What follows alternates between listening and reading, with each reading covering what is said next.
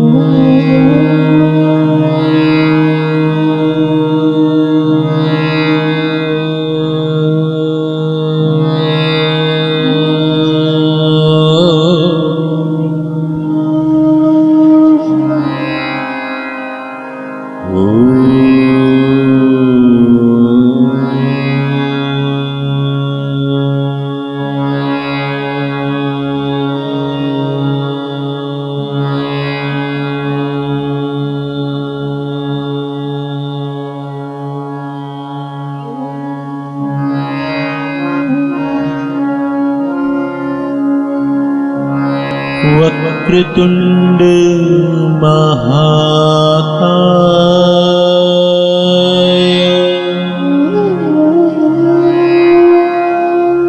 सूर्यकोटि समप्रभ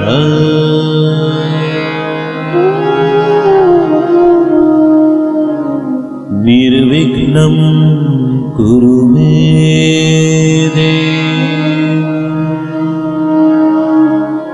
सर्वकार्येषु सर्वदा।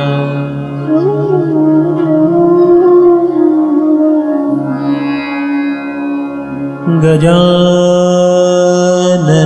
भूतगणादिसेवितम् कपितजम्बूफलचारुभक्षणम्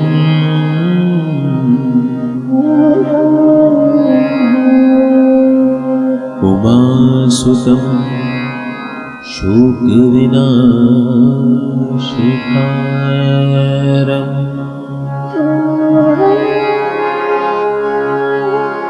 नमामि विघ्नेश्वर पादपङ्कजम्।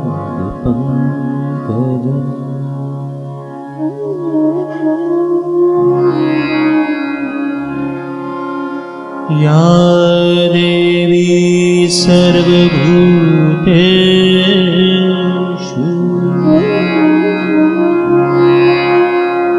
मातृरूपेण संस्थिता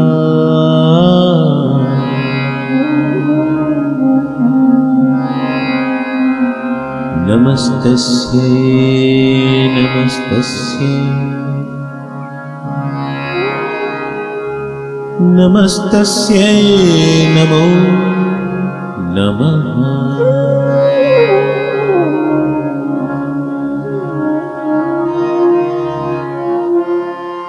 नाहं वसामि वैकुण्ठे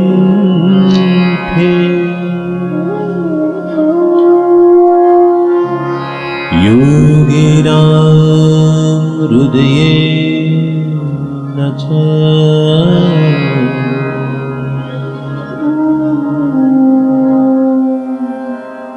मद्भक्ता यत्र गायन्ति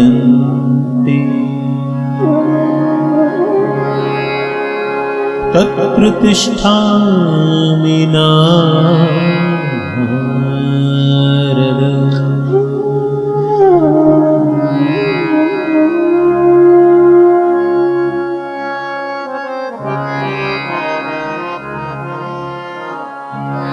सर्वे भवन्तु सुखिनः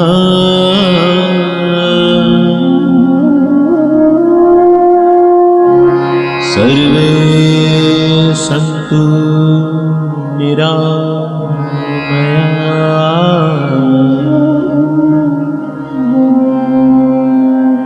सर्वे भद्राणि पश्यन्तु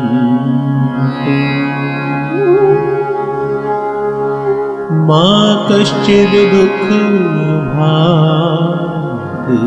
भवेत्।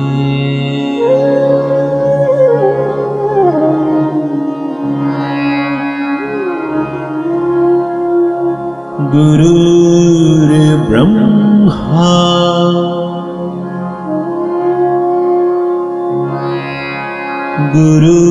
गुरुर्विष्णुः गुरुर्देवो महेश्वरा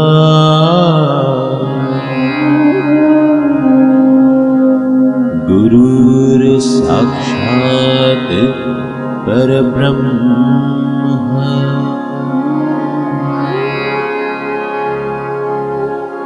तस्मै श्री गुरुवे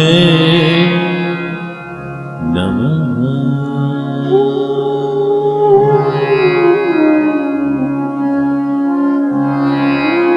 त्वमेव माताश्च पिता त्वमेव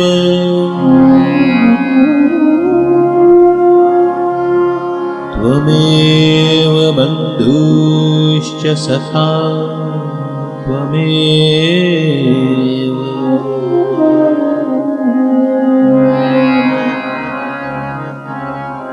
त्वमेव विद्यां द्रविणं त्वमेव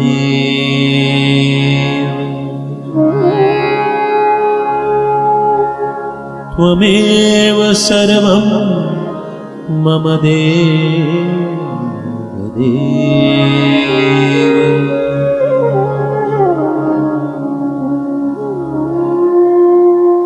मेरा मुझ में कुछ नहीं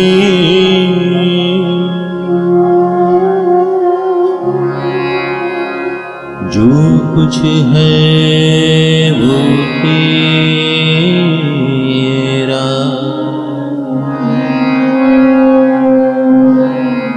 तेरा तुझको सौंपते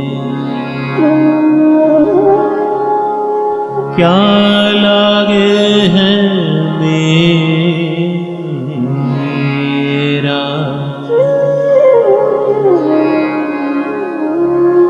कि मेरे साईं तुमसे बीनती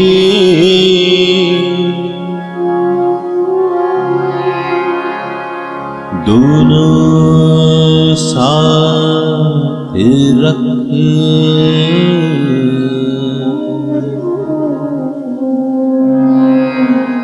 प्राण रखे तो लाज रख। लाज बिन प्राण ना रख।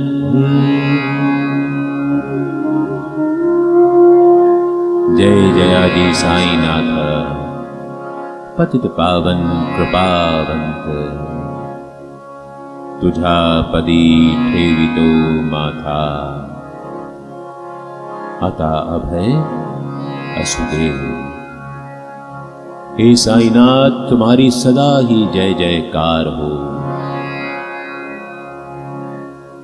तुम पतित पावन कृपावंत हो। तुम्हारे इन अभयकारी चरणों में मैं अपना शीश नवाता हूं।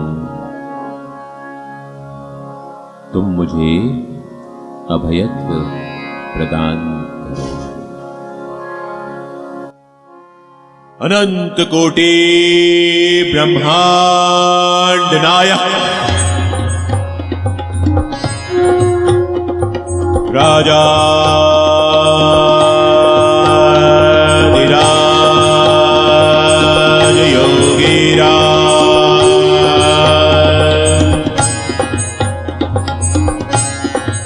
परब्रह्म श्री सच्चिदानंद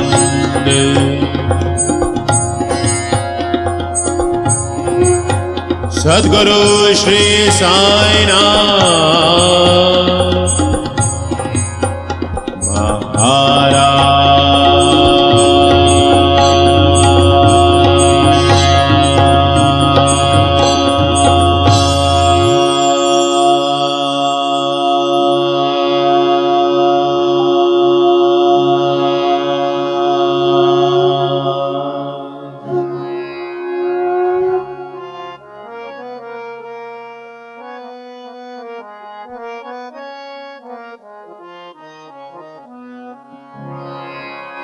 मानव तन जब मिट जाता है, सांस तोड़ देती जंजीर। जो होते हैं परम दिव्य हो, जो होते हैं परम दिव्य हो, जीवित रहते बिना शरीर। साईं साईं साईं साईं साईं साईं साईं साईं। बिन शरीर के हर एक मन में जीवित साईं बाबा। बिन शरीर के हर एक मन में जीवित साईं बाबा। आज तलक शिरडी में देखो, आज तलक शिरडी में देखो पूजित साईं बाबा। आज तलक शिरडी में देखो पूजित साईं बाबा। साईं ओम साईं ओम साईं ओम साईं ओम साईं ओम साईं ओम साईं ओम साईं ओम।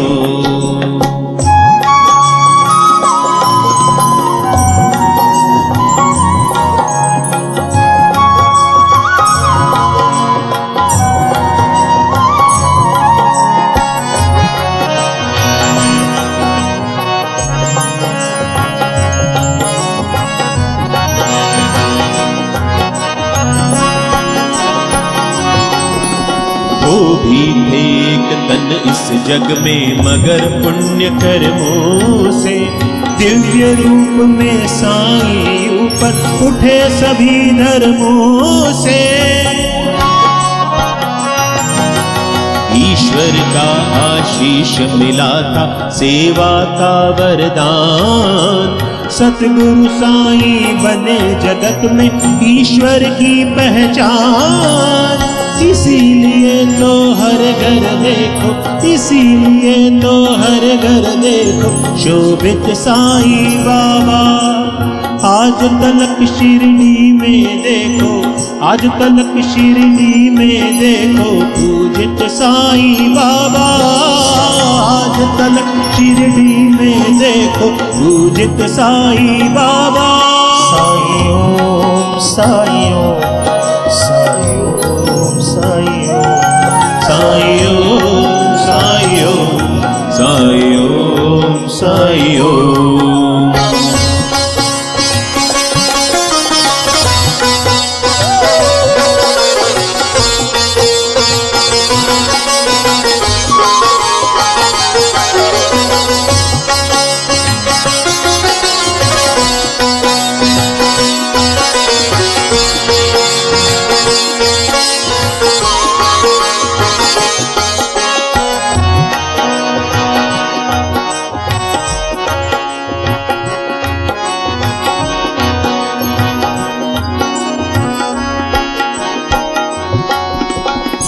का होना इस दुनिया में परम सत्य का होना, उनकी राह चले जो उसको क्या पाना क्या खोना।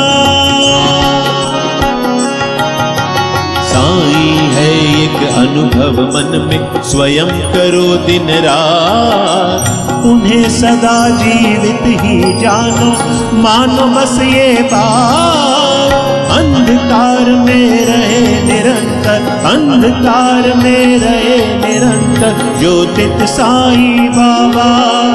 आज तलक शिरडी में देखो, आज तलक शिरडी में देखो पूजित साईं बाबा। आज तलक शिरडी में देखो पूजित साईं बाबा।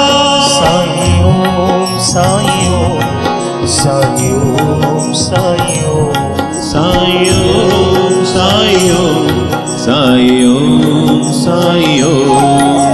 बिन शरीर के हर एक मन में जीवित साईं बाबा। बिन शरीर के हर एक मन में जीवित साईं बाबा। आज तलक शिरडी में देखो, आज तलक शिरडी में देखो पूजित साईं बाबा। आज तलक शिरडी में देखो पूजित साईं बाबा।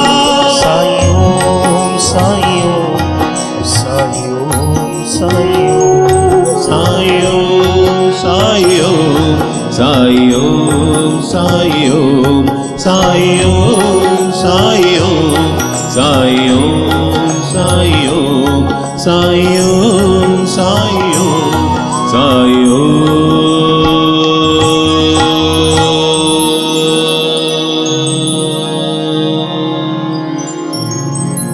साईं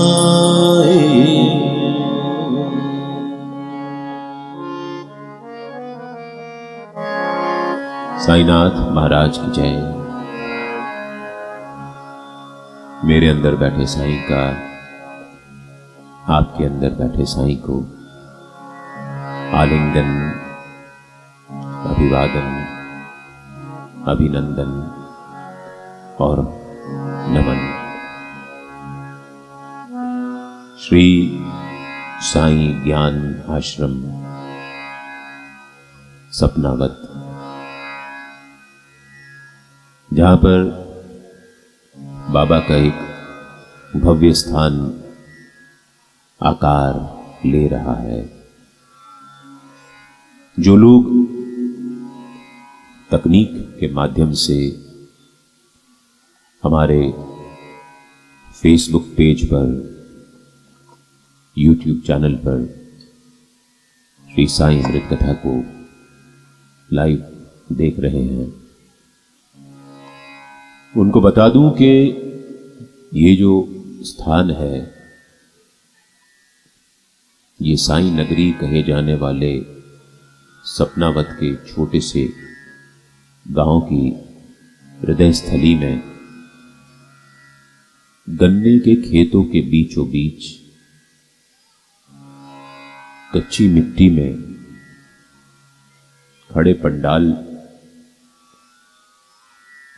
जहां पर बाबा की संगमरमर की प्रतिमा जो कि यहां पर आ चुकी है, स्थापित होनी है, वहां पर इस कथा का आयोजन किया जा रहा है। और लाइव टेलीकास्ट देखने वाले जो भी लोग हैं वो अगर देखें कि बार बार मैं अपनी दाईं ओर और आपकी स्क्रीन की बाईं ओर क्यों देख रहा हूं, तो उनको बता दूं कि कल रात से ही यहां पर बहुत तेज पानी गिर रहा है, अभी भी गिर रहा है, और ऊपर से भी अमृत वर्षा हो रही है और यहां से भी अमृत वर्षा हो रही है। और मेरी बाईं ओर का स्थान पूरी तरह गीला है और ऊपर से वाटरप्रूफ टेंट होने के बावजूद भी पानी चू रहा है। इस कारण से जो भक्तगण है वो यहां दाईं ओर बैठे हुए हैं और आपके साथ साथ इन आंखों का संपर्क बनाए रखने के साथ साथ मुझे इन भक्तों के साथ भी आंखों का संपर्क बनाए रखना होगा, जिसके चलते आपको लगेगा कि मैं कहां देख रहा हूं। लेकिन बहुत सारे भक्त, बाबा के प्रेमी, आनंद लेते हुए आज बैठे हैं और इस बरसते हुए बरसात में भी छोटे छोटे बच्चों के साथ अभी भी भक्तों का आना जारी है। जब मैं यहां पर पहुंच रहा था तो मेरी सहधर्मी, मेरी धर्मपत्नी ने मुझसे गाड़ी में कहा कि आज आपकी बहुत जबरदस्त परीक्षा होने वाली है। ऐसी परिस्थितियों में कथा कैसे संभव हो पाएगी, क्योंकि मेरी टीम के लोगों का फोन मेरे पास आया था कि आपके बैठने के मंच पर पानी भरा पड़ा है और अभी भी ऊपर से टपक रहा है। तो हमारे साथी म्यूजिशियंस को आधों को मंच के दाईं ओर कर दिया गया और आधों को मंच के बाईं ओर कर दिया गया। जो इलेक्ट्रॉनिक इंस्ट्रूमेंट्स हैं उनके ऊपर पानी से बचाने के लिए उनके ऊपर पानी की पन्नी डाली गई है, तबले को शॉल उड़ा दी गई है, हारमोनियम पर तौलिया डाला हुआ है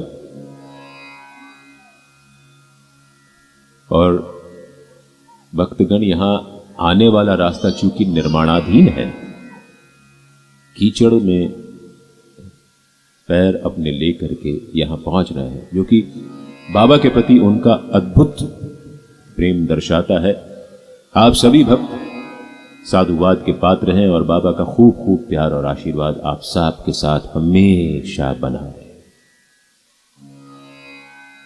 जितनी कठिन परीक्षा कथा करने वालों की होती है, उससे कहीं ज्यादा परीक्षा कथा सुनने वालों की होती है ऐसी परिस्थितियों में, क्योंकि कथा करने वाले को तो पता ही नहीं होता कि क्या हो रहा है।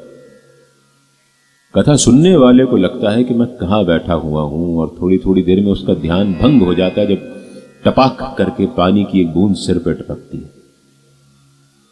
लेकिन फिर भी आप सब बहुत धन्य हैं जो आप लोग यहां हंसते मुस्कुराते हुए बैठे हैं।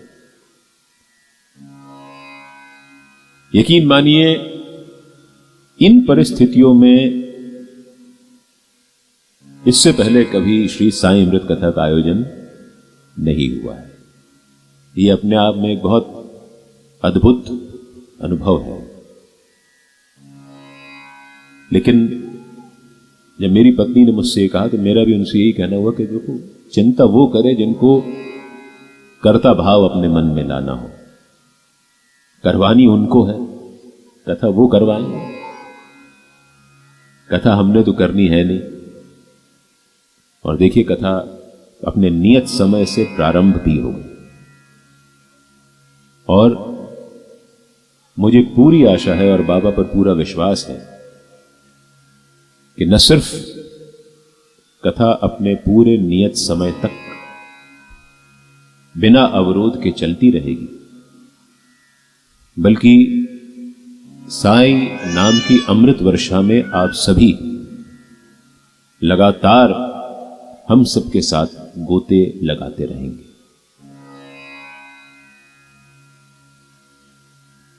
कहते हैं कि इस कथा का नाम श्री साईं अमृत कथा है और इसके नाम के पीछे लोग मुझसे कई बार प्रश्न करते हैं।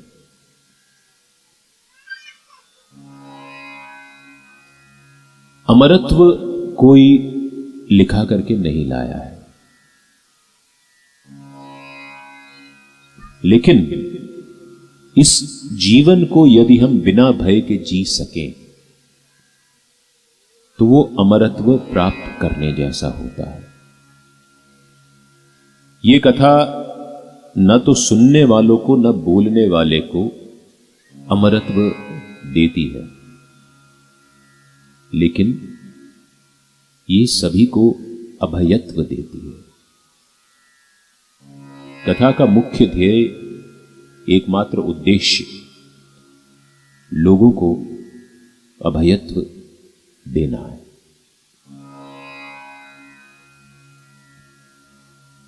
हम में से अधिकांश ने शोले फिल्म देखी होगी।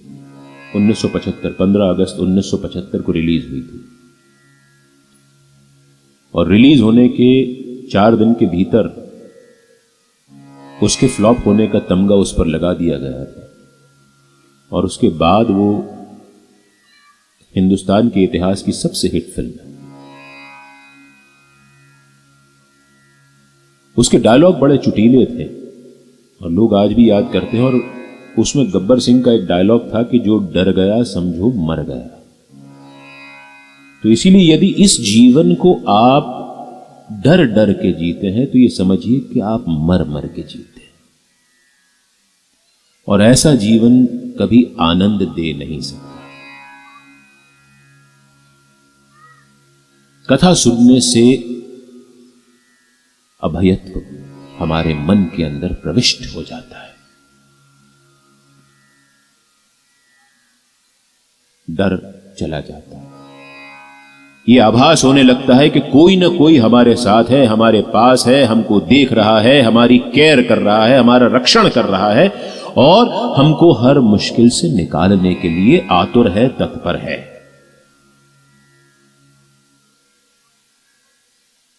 इस पवित्र श्री साईं सच्चरित्र ग्रंथ में भी इस ग्रंथ के रचयिता श्री दाभोलकर जी के माध्यम से बाबा ने लिखवाया है कि जैसे जैसे मेरे नाम का स्मरण तुम्हारे मन में तीव्र होता जाएगा, तुम्हारे मन में भय का भाव शैने शैने कम होता जाएगा और तुम्हारे न सिर्फ पिछले कर्म बल्कि अभी होने वाले तमाम कर्म और आगे होने वाले तमाम कर्म भस्म हो जाएंगे, उनका परिणाम भस्म हो जाएगा और तुम एकाकार होकर के मुझ में समाहित हो जाओगे। ये कथा है और इस कथा में बाबा के चमत्कारों का जिक्र होता है क्योंकि उनका जीवन चमत्कारों से भरा हुआ था। लेकिन अगर हम इन चमत्कारों को केवल किस्से कहानियों तक सीमित मान करके बाबा को वहीं तक समझने की कोशिश करेंगे तो फिर हमारा कथा सुनने का कोई भी हेतु सिद्ध नहीं होता। ये कथा इन चमत्कारों के पीछे के मर्म के बारे में बात करती है, उन संस्कारों के बारे में बात करती है जो बाबा के ये चमत्कार हमारे अंदर अधिरोपित करते हैं। ये कथा हमको वो रास्ता बतलाने की कोशिश करती है जिस पर चल करके हम ऐसा कोई कर्म ना करें जिसके चलते हमारे अंदर डर का भाव पैदा हो। हम सभी जानते हैं कि भाव से विचार, विचार से कर्म, कर्म से प्रारब्ध, ये ऐसे ही साइकिल चलती है, ऐसे ही उत्पन्न होता है। ये कथा हमारे भावों को साधने का काम करती है। भावों को साधने से विचार सध जाता है, विचारों को साधने से कर्म सध जाते हैं और कर्मों को साधने से प्रारब्ध सध जाता है। और जो अपने आप को साध ले वो साधु हो जाता है। तो जितनी देर भी आप इस कथा में बैठे, इस कथा को आप सुने, इस कथा को आप 3 घंटे बैठे हैं, 3 घंटे में 3 मिनट ना सही 3 सेकंड की कथा भी आपके अंदर बैठ जाए तो ये कथा का हेतु सिद्ध हो जाता है। जो आयोजकों ने इतनी विशाल व्यवस्था करी, न जाने कितने लोगों को, मुझ जैसों को कहां कहां से बुलवाया है, जंगल में मंगल का पूरा प्रबंध कर रखा है। तो यदि 3 दिन की इस कथा में प्रतिदिन 3 घंटे बैठने के बाद भी यदि 3 मिनट की कथा आपके अंदर बैठ पाती है तो आपका जीवन काफी कुछ सफल हो जाए। 3 घंटे की बात ना तो आपको याद रहनी है, क्योंकि ये सिलेबस नहीं है, पाठ्यक्रम नहीं है। हमारे साथ बड़ी विडंबना यह है कि एग्जाम की तैयारी के लिए हम लोग टेक्स्ट बुक्स में जो हमारा पाठ्यक्रम होता है उस पाठ्यक्रम को याद करते हैं, लेकिन जीवन की तो कोई पाठ्य पुस्तक होती नहीं है, उसका कोई निर्धारित पाठ्यक्रम नहीं होता। क्योंकि स्कूल कॉलेज के एग्जाम जो होते हैं उसमें पढ़ाया पहले जाता है, परीक्षा बाद में ली जाती है। जिंदगी की पाठशाला में परीक्षा पहले होती है, पढ़ाया बाद में जाता है, सीख बाद में मिलती है। तो ऐसे में ये कथा, ये जीवन प्रवाह, ये शब्द धारा जो थोड़ी भी हमारे अंतरात्मा में बैठ पाती है वो हमको संबल देती है, हमको कोशिश करती है कि हमको सही राह पर लेकर के चले। ये हमको एहसास कराती है कि बाबा हमारे आसपास ही हैं, सदा हमारे इर्द गिर्द हैं, हमारे इतने हाथ करने पर भी दूर नहीं है, वो यहां बैठे हैं। इसलिए हम अगर बाबा को सदा अपने साथ माने तो हमसे कभी गलत कर्म नहीं होंगे, क्योंकि हमें लगेगा कोई ना कोई हमें देख रहा है, वॉच कर रहा है। तुम तो यही कहीं बाबा मेरे आस पास हो, आते नजर नहीं पर मेरे साथ साथ हो। तुम तो यही कहीं बाबा मेरे आस पास हो, आते नजर नहीं पर मेरे साथ साथ हो। तुम तो यही कहीं बाबा।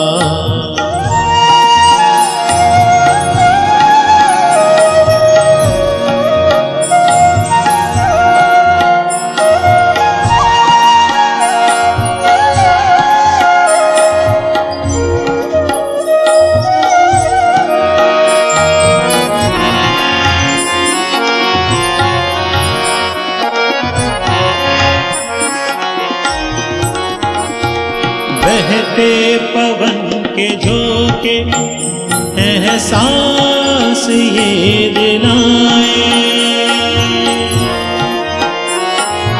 बहते पवन के झोंके एहसास ये दिलाए। अंग संग हो हमारे महसूस ये कराए, महसूस ये कराए। मेरे मन में बाबा आज भी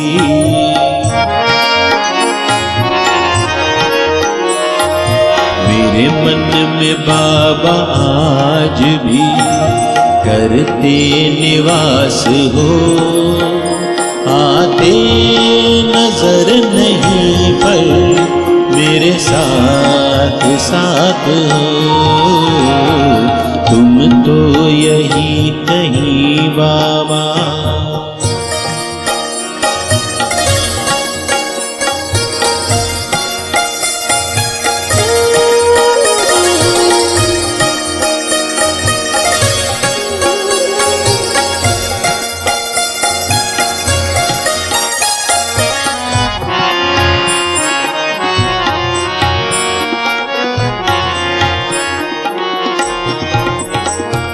हमको तो ये यकीन है तेरे साथ चल रहे हैं,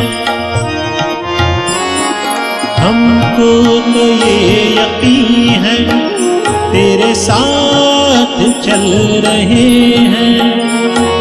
तेरी कृपा से बाबा अभी तो पल रहे हैं, अभी तो पल रहे हैं। बच्चों को अपने प्यार का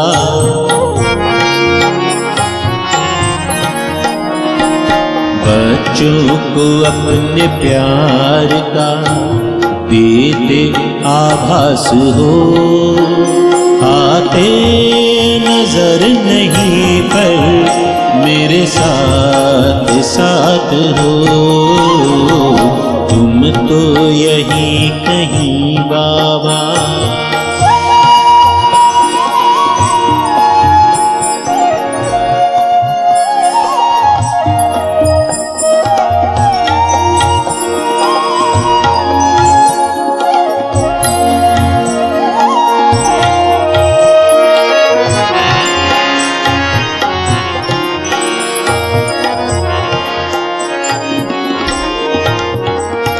हमको तो साइयाँ आती हैं तेरी ही आहटें,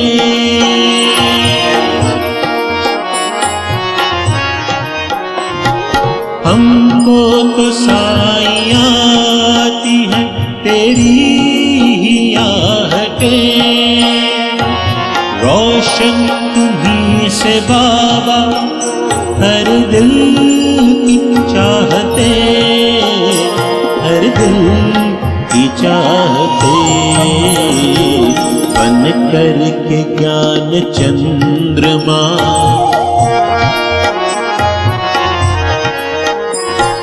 बन कर के ज्ञान चंद्रमा देते प्रकाश हो, आते नजर नहीं पर मेरे साथ साथ हो, तुम तो यही कहीं बाबा मेरे आस पास हो, आते नजर नहीं पर मेरे साथ साथ हो, आते नजर नहीं पर मेरे साथ साथ हो, आते नजर नहीं पर मेरे साथ साथ हो।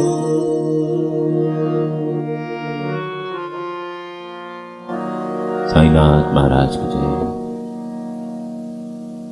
तो कल की कथा का जो बाबा ने आधार बनवाया था, वो आधार इस श्री साई ज्ञान आश्रम का ब्रोशर था जो उन्होंने इस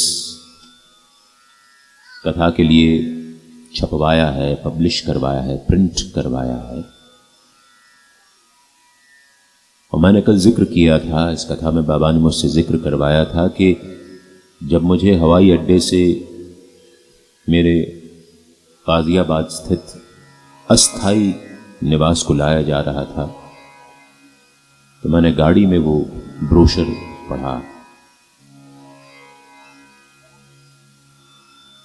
ब्रोशर यानी वो जानकारी के लिए छापी हुई छोटी सी पुस्तिका जिसमें समिति के लक्ष्य और कर्तव्यों का जिक्र होता है। उसमें लिखा हुआ था कि ये समिति 5 आधार बिंदु पर काम करती है और इन्हीं 5 आधार बिंदुओं को लेकर के श्री साईं ज्ञान आश्रम का निर्माण हो रहा है। वो 5 बिंदु, उनका क्रम हो सकता है आगे पीछे हो रहा हो, लेकिन वो 5 बिंदु थे: भक्ति, ज्ञान, ध्यान, सेवा, और 5वां अनिल जी कौन सा है? समर्पण। ये जो 5वां लिखा है, और आपने शायद ये आखिरी छापा है, समर्पण आखिरी है इन 5 बिंदुओं में। ये समर्पण दरअसल जिंदगी का सबसे पहला आधार है। इसी समर्पण के आधार पर भक्ति भी संभव है। यदि समर्पण ना हो तो ज्ञान प्रकट नहीं होता। यदि समर्पण नहीं है तो सेवा संभव नहीं है, और यदि समर्पण नहीं है तो ध्यान भी संभव नहीं है। तो अगर कभी बाबा आपको प्रेरणा दें और बाबा की आज्ञा हो तो आप समर्पण को सबसे ऊपर ले आइए, क्योंकि समर्पण, हम लोग इस समर्पण शब्द को बहुत आसानी से बोल देते हैं,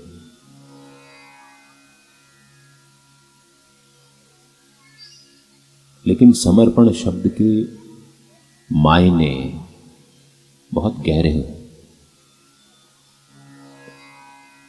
सम धर्म अर्पण बराबर समर्पण, यानी मैं जो कुछ भी अर्पण करूंगा, मैं जो कुछ भी अर्पित करूंगा,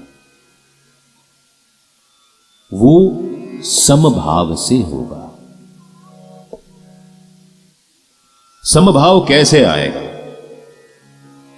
एक बराबर भाव। जब ये भाव हो जाएगा कि मेरे पास जो कुछ भी है वो तेरा है।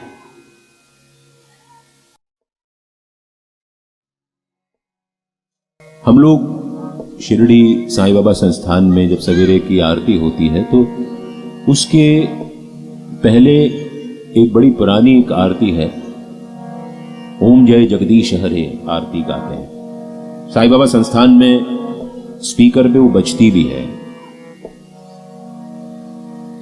उठा उठा सकल जना, उसके बाद घनश्याम सुंदर, और उसके बाद ये आरती बजती है वहां पर, ओम जय जगदीश हरे। उसमें एक लाइन आती है और उस लाइन के पहले म्यूजिक को तोड़ दिया जाता है और फिर उस लाइन को गाया जाता है, तन मन धन सब है तेरा। और हम भी बड़े चाव से तन मन धन सब है तेरा गा देते हैं, लेकिन अर्थ नहीं मानते। जिस दिन ये भाव मन में उत्पन्न हो जाएगा कि तन मन और धन वाकई में सब उसका है, उस दिन ये भाव, समर्पण का भाव हमारे मन में सिद्ध हो जाएगा। समर्पण, जब हम किसी चीज को अर्पण करते हैं तो हम उसमें भी तुष्टीकरण ले आते हैं।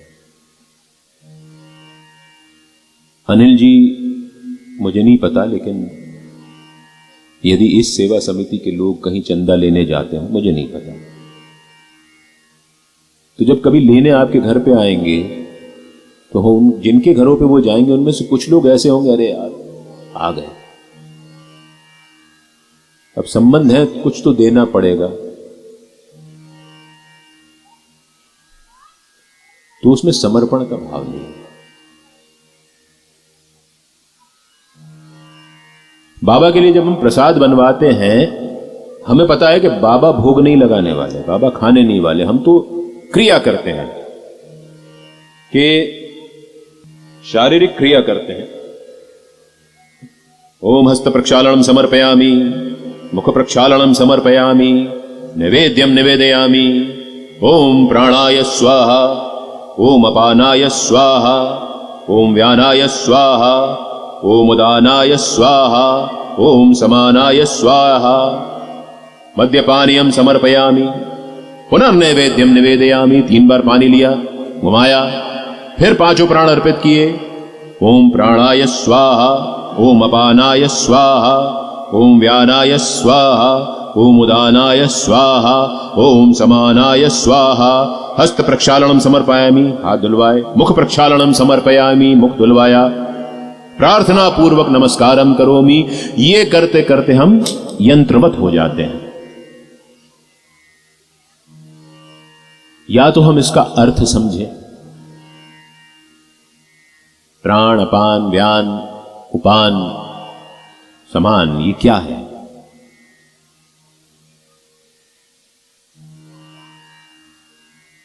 और बनवाते भी हम वो सब कुछ है बाबा के लिए जो हमको पसंद है, क्योंकि हमको पता है खाना तो हमको ही है, खाना तो हम ही को है ना। तो जो कुछ हमें पसंद होता है वो हम बाबा को खिलवाते हैं। और बाबा क्या खाते थे हमको पता है, सूखी रोटी, बेसन बघारा हुआ, लहसुन की चटनी कभी मिल गई तो मिल गई, नहीं तो सूखी प्याज और रोटी खा लेते थे। जो उनको कभी भक्तों ने भिक्षा में दे दिया वो मिल गया। 5 घरों में भिक्षा करते थे। ये भिक्षा पे हमने पिछली बार इसी कथा में बड़ी लंबी चर्चा की थी, तो उसको पुनः दोहराने का अर्थ नहीं है। जिसको अगर वो व्याख्या सुननी हो तो श्री साईं अमृत कथा सपनावत 2021 की कथा को YouTube पे सुन सकते हैं, क्योंकि कथा में हमेशा कुछ नयापन होना चाहिए। YouTube पे है अवेलेबल, आप सुन सकते हैं। समर्पण का भाव चाहिए।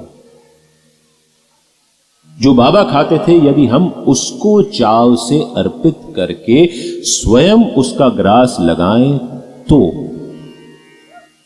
वो समर्पण है। हमारे पास है अथाह दौलत, लेकिन हम देते हैं किसी अच्छे काम के लिए कितना प्रतिशत? और भली भांति जानते हैं कि श्री साईं सच्चरित्र में बाबा ने लिखा भी है, कहा भी है, और हम सब ने कहीं न कहीं इस बात का अनुभव किया भी है कि बाबा ने लिखा है, कहा है कि जो मुझे 1 देता है, ये मेरी मजबूरी है कि मुझे उसे 10 गुना करके लौटाना पड़ता है। तो बाबा जो लेते हैं उसका 10 गुना हमको लौटाते हैं। ये जानने के बाद भी हम बाबा के नाम पे बाबा को देने में कोताही करते हैं।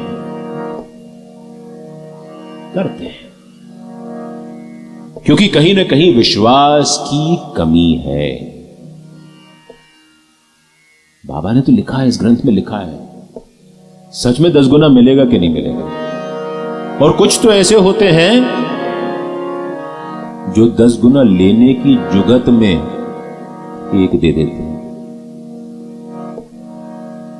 ऐसे भी होते हैं। ऐसे लोगों में भी समर्पण भाव नहीं होता। समर्पण होता क्या है? अपनी हस्ती को शून्य कर देना, ये मान लेना कि मैं कुछ नहीं हूं, ये मान लेना कि मैं एक पार्थिव देह हूं जिसमें टेम्पररी बेसिस पर, त्वरित तात्कालिक आधार पर कुछ सांसें भर दी गई हैं। गिनती की सांसें हैं, मुझे नहीं पता कौन सी आखिरी हो, आपको नहीं पता कौन सी आखिरी हो, लेकिन जब तक मेरा स्पंदन चल रहा है, श्वासोच्छ्वास चल रहा है, तब तक मैं प्रत्येक श्वास को सार्थक करूं, सिद्ध करूं और उसे साईं के नाम पे अर्पित करूं। ये समर्पण है। जब हम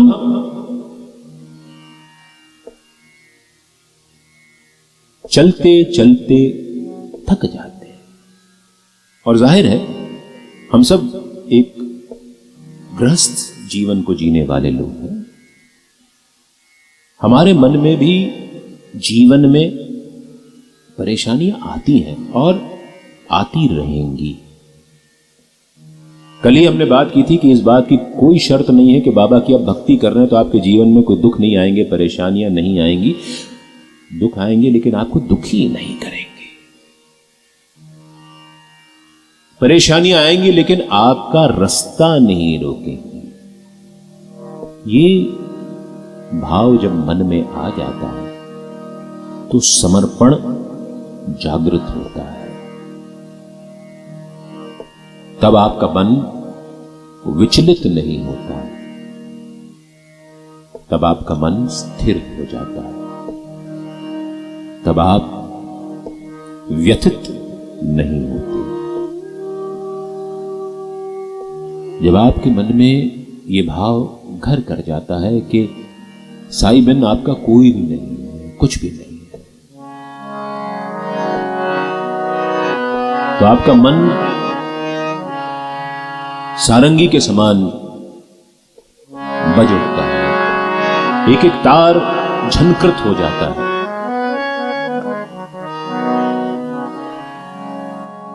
जब आप मन से ये प्रार्थना करते हैं कि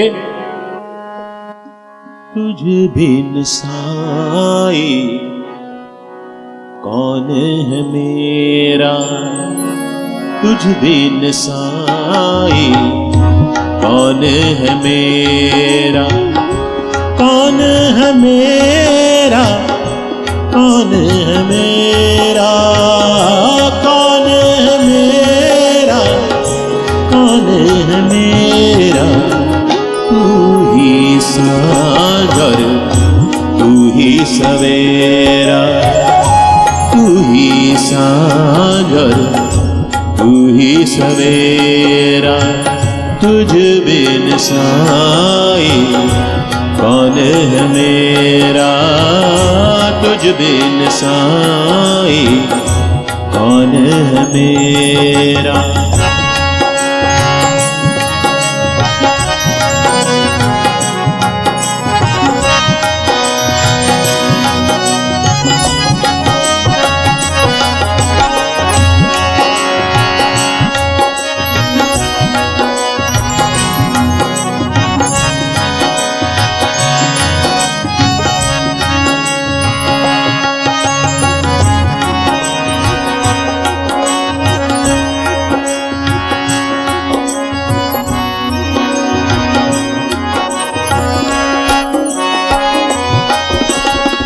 तू ही है साईं, तू ही है दाता, तू ही है साईं, तू ही है दाता, तू ही विधाता, तुझसे मैं पाता, तू ही विधाता, तुझसे मैं पाता।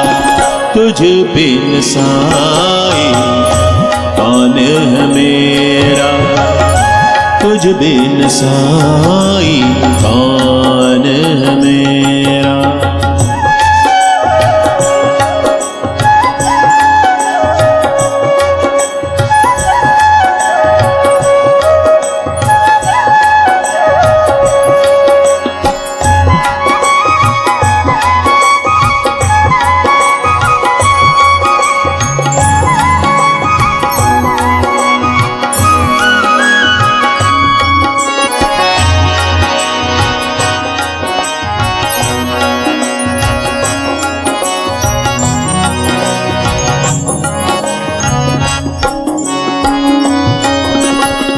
दुनिया जब भी छोड़े तू ही है आता, दुनिया जब भी छोड़े तू ही है आता।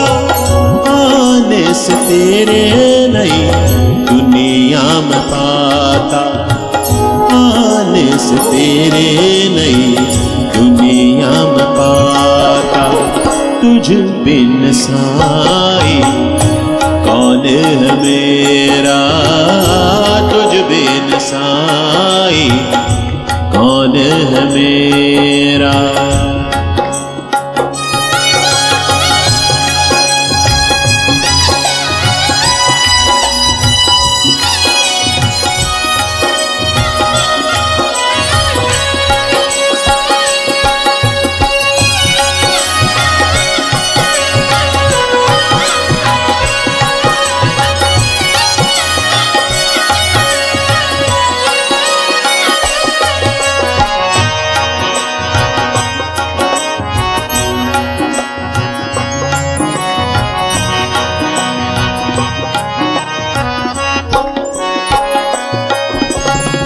खुद को रुलाया, खुद को सताया, खुद को रुलाया मैंने, खुद को सताया।